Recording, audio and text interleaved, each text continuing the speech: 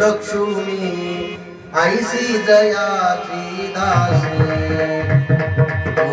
तेज पूंजरासी सर्व भावे त्यासी तुकाच जो या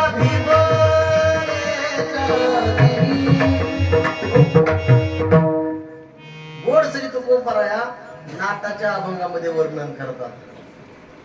आणि असा नाट जर पाठ करायचं म्हटलं तर त्याला फडावरच राहावं लागतं. याचं गोड उदाहरण आमच्या कृष्णा महाराज. खरंच तुमचं भाग्य बरं का असली माणसं मिळणं आणि ती बी श्रावण महिन्यात. खरंच काय गोष्टी लवकर मिळत नाही बरं का दादा साहेब. आखाडात पोतराज आणि श्रावणात फार कठीण गोष्ट आहे. तुम्हाला 12 वर्ष मिळाल्यात आणि मिळालेले तुम्ही सांभाळून ठेवले ती अगदी फुटून दिली नाही. काय केलंय गोड वातावरण. महाराजांनी गोड प्रमाण दिलं. जयाचे नाम पापनासी. आणि जुने कीर्तनकार म्हणतात पहा बाबू ज्याच्या कीर्तनात नाट ऐका बरं का ज्याच्या कीर्तनात नाट आणि त्याचा खरंच कीर्तनात लय थाट आणि ज्याचा नाही पाठ नाट त्याचं कीर्तन सपाट.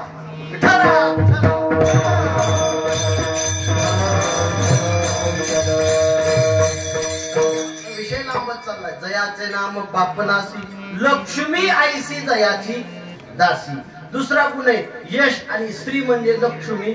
लक्ष्मी त्या भगवान परमात्म्याची दासी. तिसरा गुण आहे यशश्री औदार्य. औदार्य किती भगवान परमात्म्याचं. महाराज म्हणतात त्या भगवान परमात्म्यासारखा उदार दुसरा कोण नाही. त्याला फक्त मागणारा पाहिजे. त्याला मागितलं की दिल्याशिवाय राहत नाही. तुम्ही काही मागा तो दिलो. कारण जगद्गुरु तुकोबराया म्हणतात विश्वासी तो करी स्वामीवरी सत्ता सकळ भोगिता होय त्याचे. आपलं सगळं वैभव ते भोगायला दिल्याशिवाय राहत नाही. असा तो भगवान परमात्मा. यशस्वी औदारी ज्ञान. ज्ञान किती भगवान परमात्म्याकडं. आता आपल्याकडे ज्ञान आहे पहा. काही जणांचा हरिपाठ पाठ असेल, काही जणांचं ज्ञानेश्वरी मध्ये 10-5 वेळा पाठ असतील, काही जणांचं 10-5 अभंग पाठ असतील. पण भगवान परमात्म्याचं जर ज्ञान विचारात आणलं तर महाराज म्हणतात भगवान परमात्म्यासारखं ज्ञान दुसरं कुणाकडं नाही. आपल्यामध्ये आपल्या संप्रदायामध्ये सगळ्यात ज्ञानी संत कुणाला म्हटलं जातो. वैराग्य म्हटलं की तुकोबराया, शांती म्हटलं की नाद बाबा आणि ज्ञान म्हटलं की ज्ञानाचा सागर सखा माझा ज्ञानेश्वर.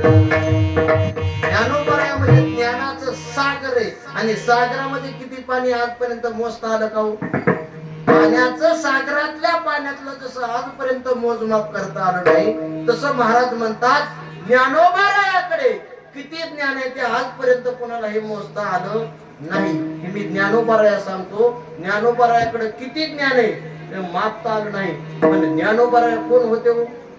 महाविष्णूचा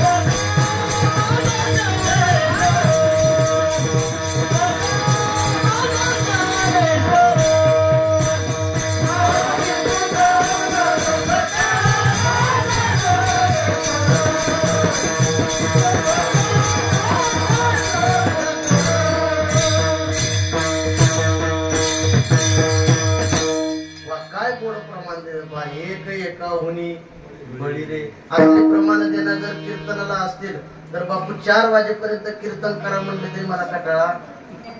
करायचं काय. बघ बाया म्हणल्या एवढा पाऊस असताना नग म्हणलं तरी आणलं हे उगच या शेजारनी न बरं बापू आपण म्हणायचे बघा मला कीर्तनाला गेलं तर बाई असं होणार आहे 11च्या पुढे नेणार नाही. गोड प्रमाण. आणि कीर्तन खरंच सांगू का, कीर्तन जर चांगलं व्हायचं असेल पुढची तर वाजवणारा अगदी गोड लागतो, गाणारे असे सुंदर म्हणणारे असते, मग कीर्तनाला मजा येते. तुम्हाला सांग का, आता तुम्हाला काय नाचलं ते काय सगळ्याला कळण माहित नाही, पण तुम्हाला सांगतो तरुण मंडळी, तुम्हाला एखाद्या गावाला प्रवास करायचा असेल बर का, प्रवास जर करायचा म्हटलं तर कुठल्या कुठल्या गोष्टी लागतात हो संदीप महाराज? प्रवास करायचं म्हणलं तर काय लागतो? सर्वात आधी गाडी लागते. काय लागते? गाडी. गाडी सुंदर पाहिजे, गाडीचं सुंदर असं काम केलेलं पाहिजे, सर्व्हिसिंग केलेले पाहिजे. ही झाला पहिला मुद्दा, गाडी चांगली पाहिजे. दुसरा मुद्दा, ज्या रस्त्याने जायचंय तो रस्ता चांगला पाहिजे. आणि तिसरा मुद्दा, ड्रायव्हर पेलेला. होय दादासाहेब जमल काय? प्रवास चांगला होईल काय? जसा ती प्रवास असाही आमचा कीर्तनाचा सगळा प्रवास आहे. बरेच जण संदीप महाराज कीर्तन चालू असतं पाठ सांगवीत आणि प्रमाण देतात कुकडगावकडं, उडी मारून सुद्धा प्रमाण गवत नाही. हे तसं नाही, अगदी गोड समर्पक प्रमाण महाराजांनी गोड प्रमाण दिलं. काय हो? महाविष्णूचा अवतार सखा माझा लोपले ज्ञान जगी हित दिलं ते कोणी अवतार पांडुरंग नाव ठेविले ज्ञानी भारती ज्ञान राजा.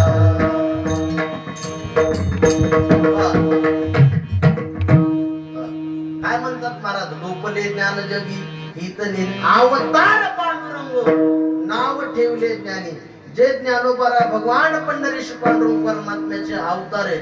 मग ते अवतारी पुरुष जर इतके ज्ञानी असतील तर स्वतः भगवान परमात्मा किती ज्ञानी असेल? त्या ज्ञानाचं मोजमाप नाही. म्हणून महाराज म्हणतात यशस्वी औदार्य ज्ञान, आणि महाराज म्हणतात वैराग्य. किती वैराग्य भगवान परमात्म्याचं. भगवान परमात्म्याचं जर वैराग्य पाहायचं म्हटलं तर सगळ्याला आता गोकुळात जावं. किती भगवान श्रीकृष्णाचं वैराग्य हो. आता भगवान श्रीकृष्णाचं चरित्र आणि वैराग्य ही जवळाजवळ संबंध येत नाही. पण महाराज म्हणतात त्या भगवान परमात्म्यासारखा दुसरा वैराग्यवान कोण नाही. मी काही चरित्र सांगत बसत नाही, आपल्याकडे वेळ कमी. तुकोबारायाचं प्रमाण आहे. तुका म्हणे नटधारी आणि भोग भोगुनी ब्रह्मचारी. 16,108 भोगल्या, पण तरी देखील तो भगवान परमात्मा कसा होता? ब्रह्मचारी होता. मग याच्यापेक्षा जास्त वैराग्य काय असेल? यशस्वी औदार्य ज्ञान वैराग्य आणि ऐश्वर्य. मग भगवान परमात्म्याकडे ऐश्वर्य किती हो? महाराज म्हणतात जेणे हे विश्व निर्मिले महर्षी देवा संतापिले 21 स्वर्गाते धरिले सत्ता मात्रे आपुलिया. किती भगवान परमात्म्याकडे ऐश्वर्य हो.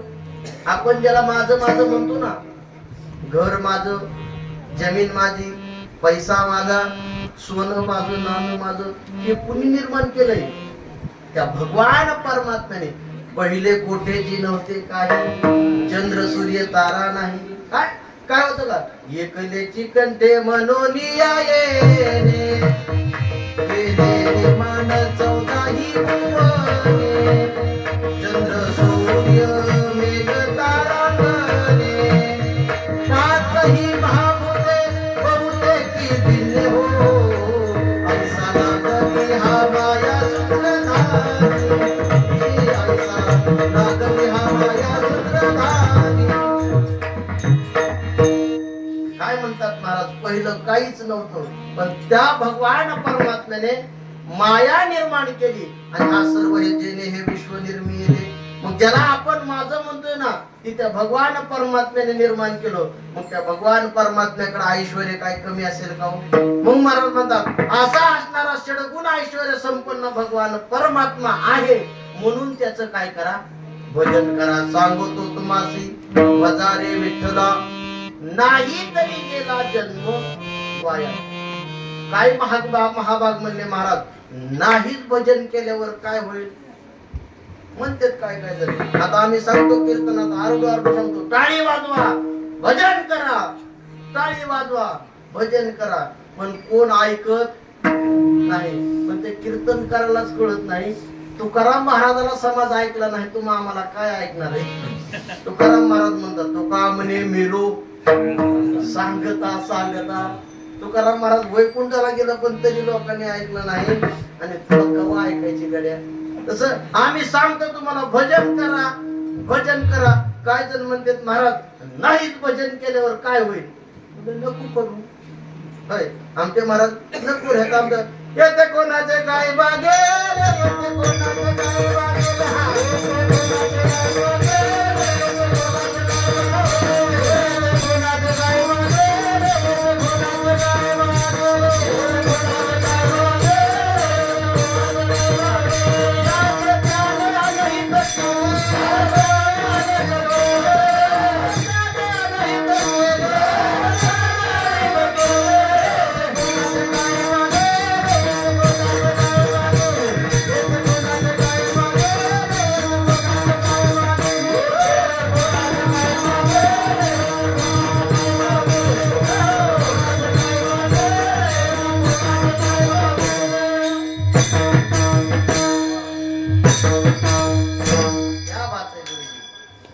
कोणाचे काय बागेले, येते कोणाचे काय बागेले, ज्याचे त्याने अनहित नको वाजू. आहे तर आमचं काय जाणार आहे?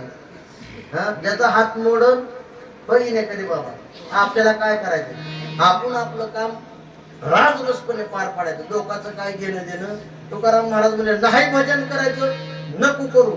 बरेच महाभाग तुकाराम महाराजाकडे गेले आणि म्हणले, महाराज तुम्ही म्हणता त्या देवाचं भजन करा, नाही भजन केलं तर तुमचा जन्म वाया जाईल. कसा वाया जाईल म्हणले? आम्ही रोज उठल्यापासून सकाळी झोपेपर्यंत प्रपंचामध्ये सर्व काम करतोय, काय करतोय, कसं वाया जाईल? आम्ही सुंदर शरीर मिळालोय, या शरीराने सर्व असणार प्रपंचामध्ये काम करतोय, पण तरी देखील कसं वाया जाईल? तेव्हा तुकाराम महाराज म्हणले, बाबा ऐक म्हणले, आजपर्यंत कुणाचा प्रपंच पूर्ण झाला नाही. तुम्ही कितीही प्रपंचामध्ये करा, ते कसं होईल? करिता भर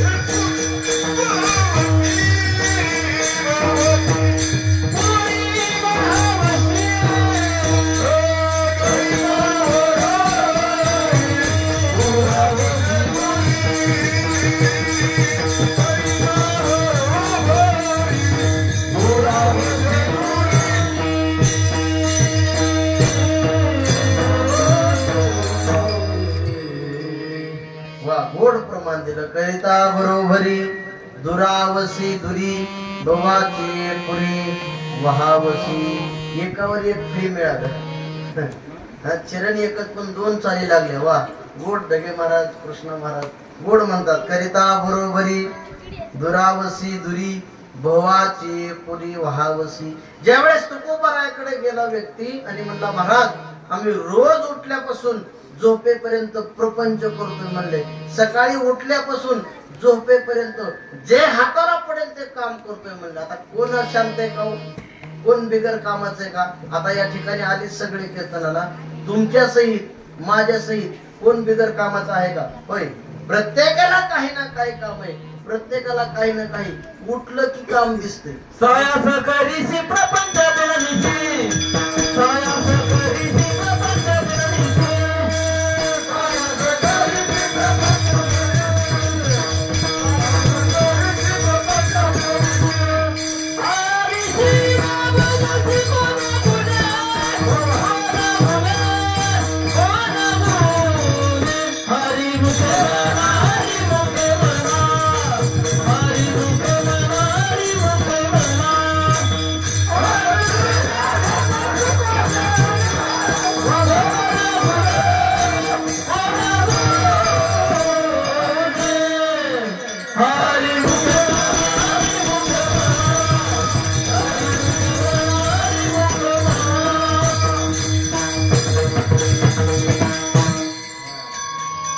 काय गोड प्रमाण दिला रे त्याला. चाल तितकीच गोड लावली उसासारखी गोड, उसापेक्षा गोड. हरिसी न भजसी कोण्या गुणे, हरी मुखे म्हणा, हरी मुखे म्हणा. म्हणून जाऊ समजने वाले को इशारा काफी है. साया असं करीसी प्रपंच निर्मिसी आणि हरिसी न भजसी कोण्या गुणे. महाराज म्हणतात माणूस उठल्यापासून झोपेपर्यंत काय करतोय बघतो, प्रपंचच करतोय. बरं काय करतोय प्रपंच? रोज उठलं कितीच, उठलं कितीच. बरं आजपर्यंत पूर्ण झालाय का कुणाचा प्रपंच? जर पूर्ण झाला असता संदीप महाराज आपल्या वाट्यालाच आला नसता. पूर्ण जर होत असता तर मग आपल्या मागच्यांनीच काय केला असता, प्रपंच पूर्ण केला असता. पण मागच्याला झाला का? आजा मेला पंजा मेला. Time is money, time is money. काटा काय आपल्याला थांबत नाही. आजा मेला, आजा मेला पंजा मेला, बाप मसना गेला. आजा मेला पंजा मेला, बाप मसना गेला.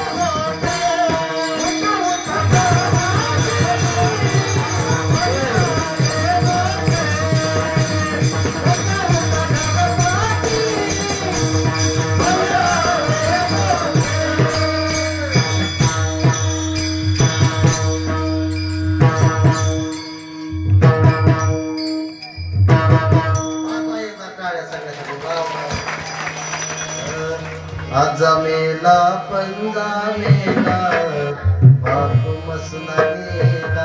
तुमच्यासारखं नाही बघा. देखत देखत नातू बनतो तोही तैसा झाला. देखत देखत नातू बनतो तोही तैसा झाला. उठा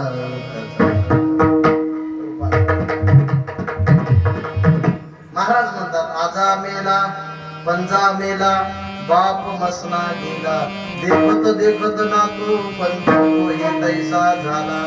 जर प्रपंच जर पूर्ण होत असता तरी पाठीमागच्याला एवढा कुटाणा करायची गरज. आपला बापही याच्यातच मेला, आपला आजाही याच्यातच मेला, पंजाही याच्यातच मेला, पण त्यांना प्रपंच पूर्ण झाला नाही. आणि बराच दिवस मी विचार करीत होतो बरं का, कृष्ण महाराज ज्ञानोबरायाने वर्णन केले, आजा मेला पंजा मेला आणि बाप मसना गेला. ज्ञानोबराय का म्हणतात, आधी कुणाला मारलं ज्ञानोबरायांनी? आज्याला मारलं आणि पुन्हा पंजाला मारलं. हे म्हणलं कुठतरी क्रम चुकते, बरोबर का नाही? आधीच कोण? पंजोबा. मग आधी कुणाला मारायला पाहिजे? तुम्ही सांगा आता, चुकतंय का नाही? होय, तुम्हाला काय म्हणलं तुमचं? आधी कुणाला नाही. माझ्या परत लक्षात आलं, माणसाच्या जीवनामध्ये जन्माला येण्याकरता क्रम आहे, पण मरणाकरता क्रम नाही. बापाच्या आधी मुलगाही जाऊ शकतो. म्हणून महाराज म्हणतात, आजा मेला पंजा मेला. होय नाना, काय काय खरं कुणाचं नाही? अहो चालू कीर्तनातनं सुद्धा जावं लागेल. हाक जर मारली तर कुठं? होय आमटे महाराज, नाही जावं वाटलं तरी तुमच्या सहित माझ्या सहित ऐकणाराला गाणाराला सगळ्याला. आणि जर एखादा महाभाग म्हणला, होय डगे महाराज मी नसतो जात, घडी घडी काळ वाटयाची पाहे. आणि अजून किती आहे अवकाश, ती वाटच बघते. आणि तसं नाही आलं का आमटे महाराज? असं येतंय म्हणतात, दाव घेऊन बांधतय घेऊन जाते. हे जरी नाही काल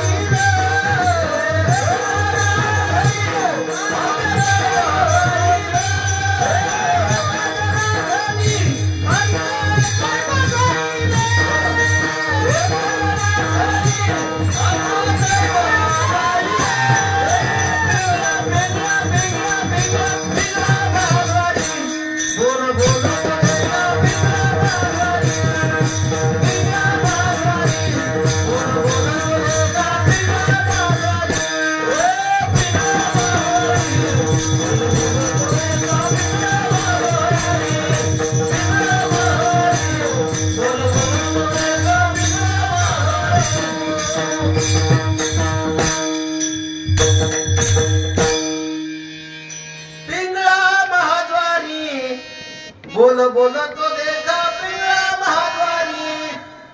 समाधान महाराज, तेवढा पिंगळा म्हणा 40,000 रुपये लागतात. बघा तुमची काही इच्छा असेल तर कमीत कमी 44 तरी. हे जरी नाही काल मग दुसरा येईल, हे जरी नाही काल सरते शेवटी बा काळ बांधून नेहल एका जनार्दनी आमचे काही बाजाईल. महाराज म्हणतात, नाही म्हटलं तर प्रत्येकाला मरावं लागतं. तसं आपल्या पाठीमागचे सगळेच गेलेत. आजा मेला पंजा मेला बाप मसना गेला देखत देखत नातू पंतू तोही तैसा झाला. ह्यांना प्रपंच पूर्ण झाला नाही बाबा, आणि तुला कधी पूर्ण होणार आहे? बरं सांगू का, तुमचं आमचं तर सोडून द्या बरं का कृष्णा महाराज. तुम्ही आम्ही लय छोटे, तो आपली संपत्ती अशी बोटावर मोजणे इतकी बरं का आमटे महाराज. आपल्याकडे धन दौलत किती असेल, संपत्ती आपली बोटावर मोजणे इतके. पण आपल्या या मृत्यू लोकांमध्ये एक लय मोठं नाव होऊन गेलं पहा. रामायणामध्ये त्या गड्याचं नाव येत. काय नाव आहे तुझं? राजा रावण. हा, राजा रावण. किती मराठी होय आमटे महाराज. रावणासारखा श्रीमंत गडी, किती श्रीमंत हो. 7 कोटी घरे शुद्ध कांचन. 7 कोटी घरं रावणाची कशाची होती? सोन्याची घरं होती. किती मग श्रीमंत, 7 कोटी घरं म्हणजे जोक नाही. आणि वर्णन केलं बरं का रामायणामध्ये, त्या प्रत्येक घराच्या एका एका चौकटीच्या एका बाईला 22 क्विंटल सोनं होतं ना. किती? 22 क्विंटल. किलो नाही quintal. 2 ton 200 kilo. 2 ton 22 quintal सोनं. इतकं ते रावण श्रीमंत. मग मला सांगा, ज्याची घर सोन्याची म्हणल्यावर त्याच्या काय इटा मातीच्या असणार काय? इटा आणि चौकटून इतका रावण श्रीमंत. 60 कोटी घर सोन्याची होती. आणि रावणाला किती बायका होत्या? 80,000 बायका होत्या. डगे महाराज, आता बऱ्याच जणांना एक सुद्धा नाही.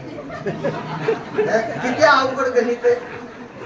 खरं ते मोठ्या कीर्तनामध्ये तर रावण नाही, रावण बापू म्हणाय पाहिजे. गडी सारा 7 कोटी घर सोन्याची, 80,000 बायका, 1 लाख पोरं आणि 1.25 लाख नातू. इतका असणारा रावणाचा ते असणारा परिवार. अख्खी लोकसभा एकट्याने बिनविरोध निवडून आणली. इतका रावण श्रीमंत. बरी एवढी श्रीमंती नाही, ही झाली लौकिकातली. अलौकिक श्रीमंती रावणाची लय मोठी होती. 33 कोटी देव रावणाच्या घरी बंदी शाळेत होते. कशा करता? काम करायला. आपल्याकडे सालाचा गडी राहिला ना आता. पण रावणाच्या घरी काय होते?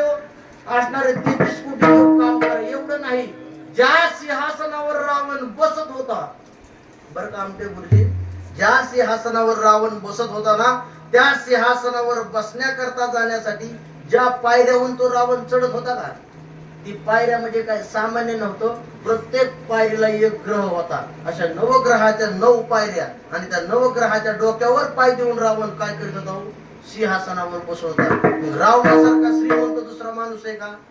नाही. आता हे झाले मी रावणाची श्रीमंती सांगायची. पण मला सांगायचंय, प्रपंच कुणाचाही पूर्ण झाला नाही. इतका श्रीमंत रावण होता, पण रावणाचा प्रपंच पूर्ण झाला नाही. रावणाने काय केलं? प्रपंचामध्ये 3 प्रतिज्ञा केल्या. एवढ्या 3 प्रतिज्ञा सांगतो आणि माझं कीर्तन संपवतो.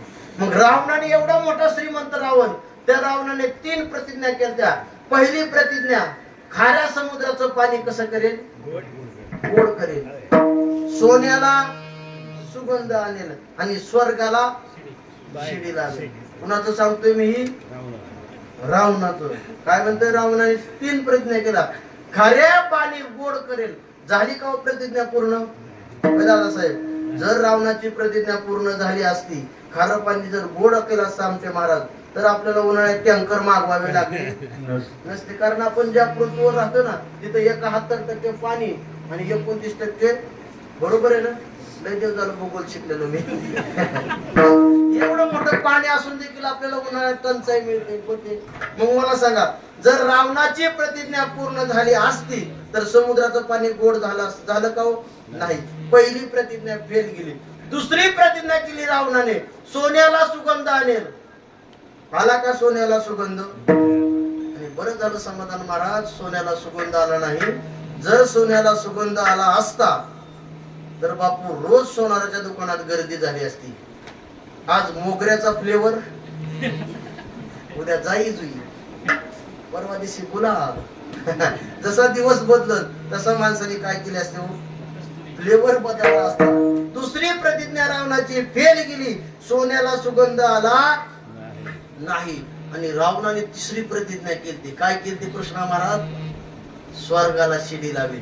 आणि जर संदीप महाराज स्वर्गाला जर शिडी लावली असती रावणाने, तर आपल्याला बार्शीला टाकीमध्ये पिक्चर बघायला जायची गरज, किंवा दुसरीकडे इकडे तिकडे समाधान महाराज फिरत बसायची गरज.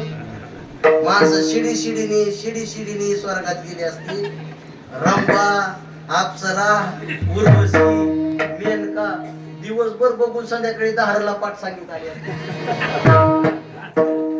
जर रावणाची प्रतिज्ञा पूर्ण झाली असती तर. पण झाली का? किती रावण श्रीमंत हो, त्याच्यासारखा श्रीमंत गडी नाही. मग त्या रावणाच्या प्रपंचातल्या प्रतिज्ञा पूर्ण झाल्या नाही. मग तुमच्या आमच्या काय दर्याने खसखस, तुमच्या आमच्या प्रतिज्ञा कधी पूर्ण होतील का? महाराज म्हणतात, नाही. कितीही तुम्ही प्रपंच करा, करिता बरोबरी जेवढ्या प्रपंचामध्ये तुम्ही संसारामध्ये गुरफटून राहतात, जेवढं भगवान परमात्म्या मार्गापासून दूर जातात आणि जर दूर गेलं तर तुम्ही भवसागरामध्ये भव नदीमध्ये वाहून गेल्याशिवाय राहणार नाही. आणि असं म्हणल्यानंतर 11ला 5 मिनिटं कमी असताना काही जणांच्या डोक्यात प्रकाश पडला. म्हणले महाराज बरं झालं तुम्ही सांगितलं, आमच्या हिताचं सांगितलं, पण आता आम्हाला एवढं सांगा, त्या भगवान परमात्म्याचं भजन करा म्हणता, भजन करा म्हणता, पण ते भजन करण्याकरता काय समागम, काय सामुग्री? महाराज म्हणले काहीच लागत नाही. काही न लगे भावचे कारण, काही न लगे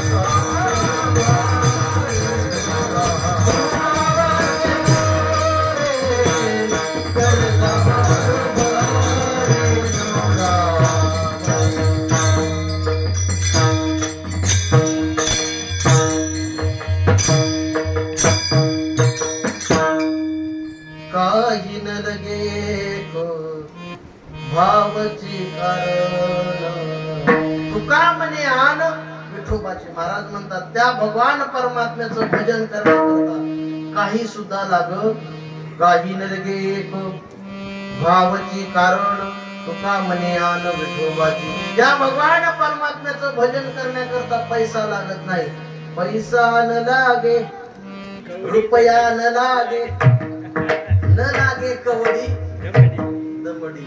फक्त काय करा, त्या भगवान परमात्म्याचं भजन करा. महाराज म्हणतात त्या भगवान परमात्म्याचं भजन करण्याकरता, तो भगवान परमात्मा आपलासा करण्याकरता काही लागत नाही. फक्त भावे गावे गीत शुद्ध करून या चित्त, आणि तुझं भाव आहे देव तरी हा सुलभ. पण आपल्या अंतःकरणात भाव नाही, नुसतं तोंडाने म्हणायचं. मने नाही भाव मने देवा मला, देव आशाने पावायचा नाही,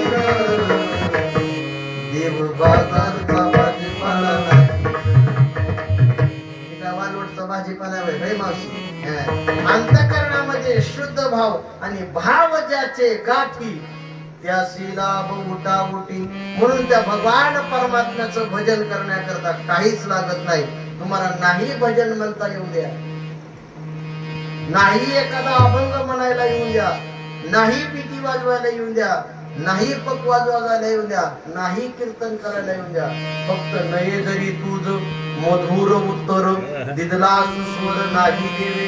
काहीच येत ना मग काहीच म्हणाय, येईल तैसा बोल रामकृष्ण. महाराज म्हणतात जसं येईल तसं म्हणा, पण महाराज म्हणल्यात मग कसं बी म्हणू नका, नाहीतर पुन्हा व्हायचं अनंत वाचाळ असं बी होऊ नये. नाहीतर बरेच जण महाराज तसंच मानल्यात आहे की मग सगळ्या भावनाचा इथे स्कूट करतो काहीतरी. महाभाग पण महाराज म्हणतात काही नाही भावाची कारण तुका म्हणे आनंद डोबाची. अंतःकरणामध्ये शुद्ध भाव ठेवा, भगवान परमात्म्याचं भजन करा. परिणाम त्या भव नदीमध्ये तो भगवान परमात्मा तुम्हाला वाहून न देता आईला तिरावून पहिलं तिरावर पोच केलेला बाहेर राहणार नाही. म्हणून त्या भगवान परमात्म्याचं भजन करा. पण ते कसं करा, विठोबा रखुमाई.